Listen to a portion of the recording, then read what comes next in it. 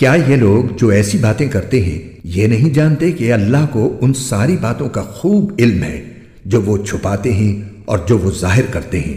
اور ان میں سے کچھ لوگ ان پڑھ ہیں جو کتاب تورات کا علم تو رکھتے نہیں، البتہ کچھ آرزویں پکائے بیٹھے ہیں، اور ان کا کام بس یہ ہے کہ وہم و گمان باندھتے رہتے ہیں۔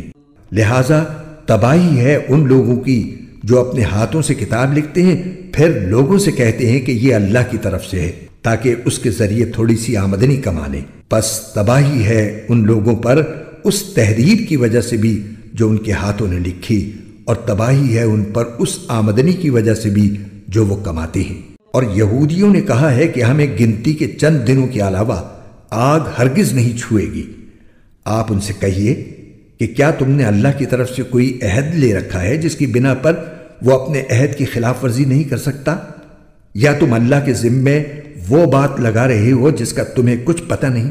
آگ تمہیں کیوں نہیں چھوئے گی؟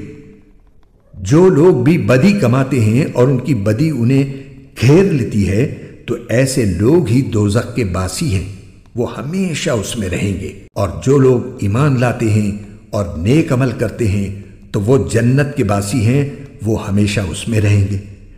اور وہ وقت یاد کرو جب ہم نے بنی اسرائیل سے پکا عہد لیا تھا کہ تم اللہ کے سوا کسی کی عبادت نہیں کرو گے، اور والدین سے اچھا سلوک کرو گے، اور رشتہ داروں سے بھی، اور یتیموں اور مسکینوں سے بھی، اور لوگوں سے بھلی بات کہنا، اور نماز قائم کرنا اور زکوٰۃ دینا۔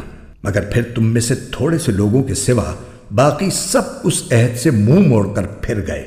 اور یاد کرو جب ہم نے تم سے پکا عہد لیا تھا کہ تم ایک دوسرے کا خون نہیں بہاؤ گے اور اپنے آدمیوں کو اپنے گھروں سے نہیں نکالو گے، پھر تم نے اقرار کیا تھا اور تم خود اس کے گواہ ہو۔ اس کے بعد آج تم ہی وہ لوگ ہو کہ اپنے ہی آدمیوں کو قتل کرتے ہو اور اپنے ہی میں سے کچھ لوگوں کو ان کے گھروں سے نکال باہر کرتے ہو، اور ان کے خلاف گناہ اور زیادتی کا ارتکاب کر کے ان کے دشمنوں کی مدد کرتے ہو۔ اور اگر وہ دشمنوں کے قیدی بن کر تمہارے پاس آ جاتے ہیں تو تم ان کو فدیہ دے کر چھڑا لیتے ہو، حالانکہ ان کو گھر سے نکالنا ہی تمہارے لیے حرام تھا۔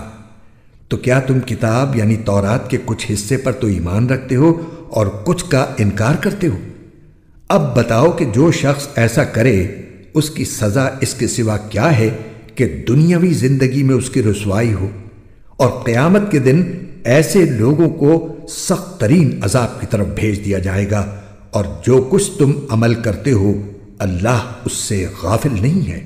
یہ وہ لوگ ہیں جنہوں نے دنیاوی زندگی کو آخرت کے بدلے خرید لیا ہے، لہٰذا نہ ان کے عذاب میں کوئی تخفیف ہوگی اور نہ ان کی مدد کی جائے گی۔